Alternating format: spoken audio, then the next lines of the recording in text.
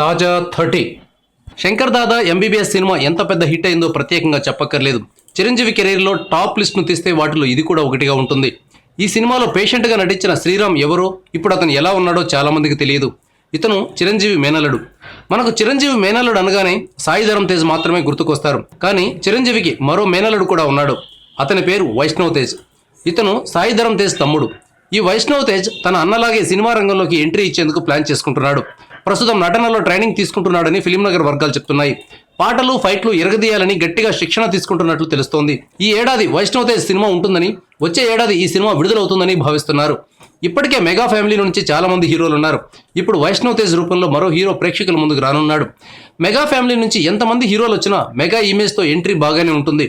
కానీ ఆ తర్వాత తెర మీద ఏ స్థాయిలో ఇరగదీస్తారనే దానిని బట్టి వాళ్ళ భవిష్యత్తు ఆధారపడి ఉంటుంది.